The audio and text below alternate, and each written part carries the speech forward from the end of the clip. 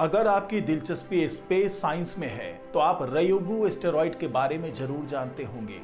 और अगर आपको इसके बारे में नहीं पता है तो ये तमाम जानकारी मैं वीडियो में दूंगा, लेकिन सबसे पहले मैं आपको बता दूं कि इस रयुगु एस्टेरॉयड से जो सैंपल्स लाए गए हैं उसने एक बहुत हैरान करने वाला खुलासा किया है।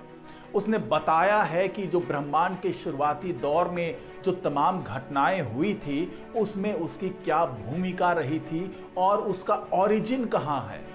क्योंकि पहले जो वैज्ञानिक समझ रहे थे उसके ओरिजिन के बारे में और उससे मिले हुए जो सैंपल्स हैं उसके बारे में, उससे बिल्कुल अलग कई जानकारियां अब वैज्ञानिकों को मिल रही है। क्योंकि जैसे जैसे वो उस सैंपल को एनालाइज कर रहे हैं, उसकी जांच पड़ताल कर रहे हैं, वैसे वैसे उन्हें कई ऐसी जानकारियां मिल रही है जिसके बारे में वैज्ञानिकों को उम्मीद नहीं थी। तो क्या है ये तमाम जानकारियां, मैं आपको इस वीडियो में बताने जा रहा हूं, तो इस वीडियो को आखिर तक जरूर देखिएगा। नमस्कार, मैं हूं डॉक्टर सुरजीत सिंह और आप देख रहे हैं महना मिस्ट्री।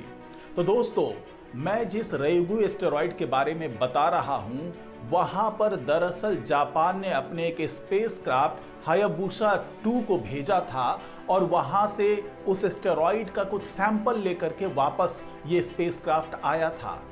और ये करीब 5.4 ग्राम सैंपल था, यानी कि एस्टेरॉयड की धूल थी, मिट्टी थी, जिसको एनालाइज करने में लगे हुए हैं वैज्ञानिक। और अगर आपको ये नहीं पता है कि ये रयुगु एस्टेरॉयड है क्या, तो मैं आपको बता दूं कि ये एक ऐसा बड़ा सा चट्टान का टुकड़ा है। ये एक ऐसा एस्टेरॉयड है जो बिना किसी लक्ष्य के अंतरिक्ष में घूम रहा है। लेकिन अगर इसके ओरिजिन की बात करें और अगर इसके उत्पत्ति काल की बात करें तो ये हमारे सौर मंडल से पहले बना था। और जो वैज्ञानिकों को पता चला है वो ये है कि ये जो एस्टेरॉयड बना है वो हमारे सूरज से पहले एक तारे में जब धमाका हुआ था तो उसी के मटेरियल से ये रयुगु एस्टेरॉयड बना था।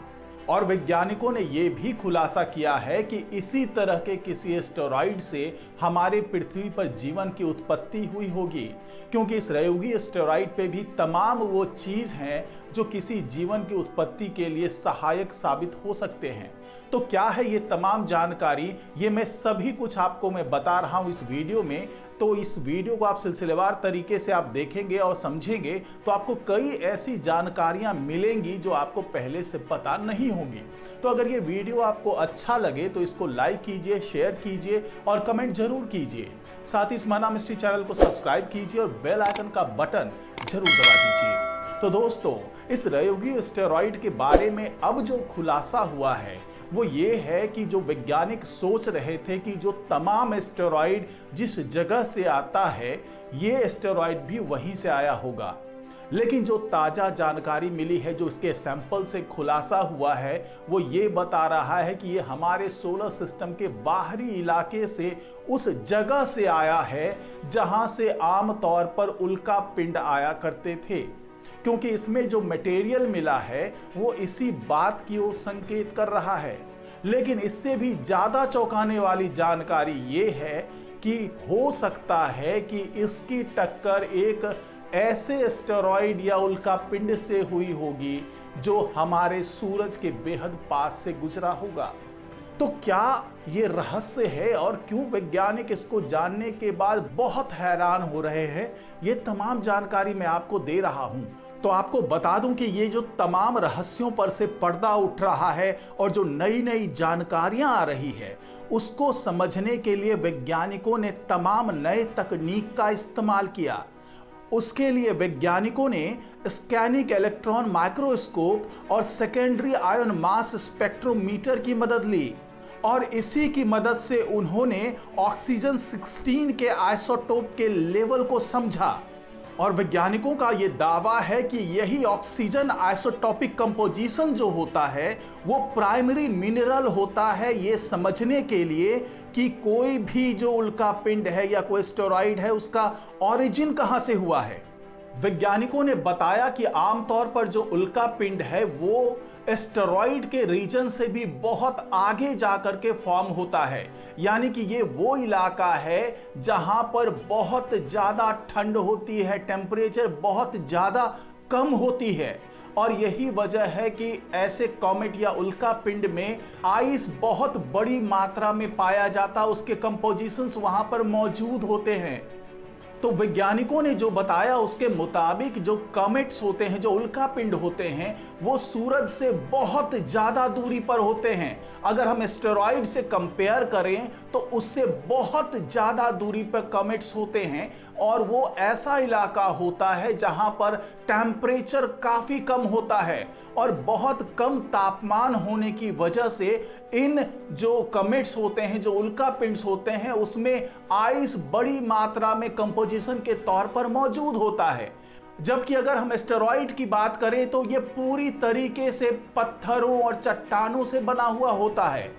और जैसा कि मैंने आपको बताया कि रयोगी एस्टेरॉइड से जो सैंपल लाए गए हैं उसमें कार्बोनेट मिनरल और अमीनो एसिड बहुत बड़ी मात्रा में मिला है,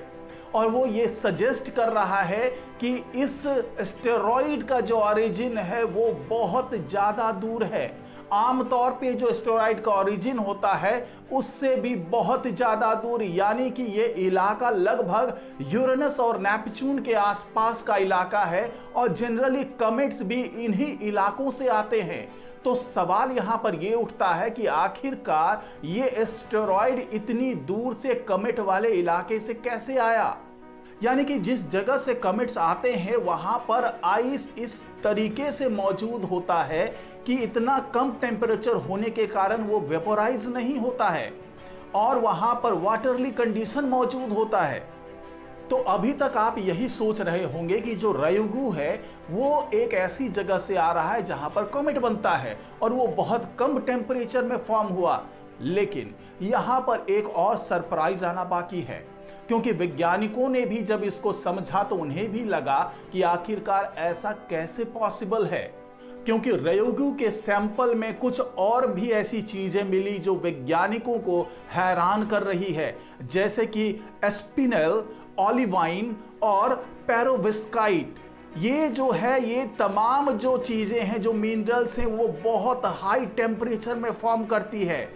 इसको फॉर्म होने के लिए, इन मिनरल्स को बनने के लिए कम से कम 1000 डिग्री सेल्सियस तापमान चाहिए होता है। तो वैज्ञानिक ये सोचकर परेशान हो रहे थे कि अगर ये रयोगु एस्टेरॉइड बहुत दूर से आया है, कॉमेट के इलाके से आया है, तो इसमें इस तरीके के हाई टेम्परेचर वाले मिनरल्स कैसे मौजूद हैं। तो इस गुत्थी को सुलझाने के लिए वैज्ञानिकों ने एक परिकल्पना बनाई और उन्होंने ये अंदाजा लगाया, यानी कि ये पूरी तरीके से अनुमान ही है वैज्ञानिकों का, कि कोई ऐसी चीज जो सन के बेहद पास से होकर गुजरी होगी, यानी कि कोई ऐसा खगोलीय पिंड होगा जो सूर्य के बिल्कुल पास से होकर गुजरा होगा, जिसके कारण वहां पर बहुत ज्यादा टेम्परेचर हो गया होगा उस खगोलीय पिंड का, और यही खगोलीय पिंड बाद में आकर इस रयोगु एस्टेरॉइड से टकराया होगा, और इसके जो मिनरल्स हैं वो रयोगु एस्टेरॉइड पर चले गए होंगे। तो यही वो परिकल्पना है जिसके आधार पर अब वैज्ञानिक ये दावा कर रहे हैं कि उन्होंने इस गुत्थी को सुलझा लिया है। वैज्ञानिकों ने यह भी दावा किया कि रयोगु एस्टेरॉइड पर जिंक आइसोटोप्स भी मौजूद हैं, और ये वो आइसोटॉप्स हैं जो तंजानिया में गिरे कार्बोनेशियस मेटेरॉइड आइवुना के कंपोजिशन से बिल्कुल मैच कर रहे हैं, यानी कि ये आइसोटॉप लगभग वैसा ही पाया गया है रयोगु एस्टेरॉइड पर जो आइवुना मेटेरॉइड पर मौजूद था। साथ ही रयोगु एस्टेरॉइड के कुछ मिनरल्स जो हैं वो 81P वाइल्ड 2 कॉमेट के कंपोजिशन से भी मैच कर रहे हैं, यानी कि ये मेटेरॉइड के कंपोजिशन से भी मैच कर रहा है, और जो कॉमेट है, जो उल्का पिंड है, उसके कंपोजिशन से भी मैच कर रहा है। वैज्ञानिकों के इस शोध से यह खुलासा हो गया है कि ये रयोगु एस्टेरॉइड जो है वो हमारे सोलर सिस्टम के बिल्कुल बाहरी इलाके से आया हुआ एस्टेरॉइड है, और ये वो हर रहस्य को समेटे हुए है जिससे ये पता चल सकता है कि हमारे ब्रह्मांड की उत्पत्ति कैसे हुई। और अगर ब्रह्मांड की उत्पत्ति का राज नहीं खुल सका तो कम से कम इसका तो खुलासा हो ही जाएगा कि हमारे सोलर सिस्टम के शुरुआती दिनों में क्या क्या चीजें हो रही थी और अभी तक इसके एजिंग के बारे में और भी ज्यादा जानकारी हासिल करने की कोशिश की जा रही है और आने वाले दिनों में नासा इससे जुड़ी हुई तमाम जानकारियां देने में सक्षम हो पाएगा। तो इस रिपोर्ट में फिलहाल इतना ही। नमस्कार।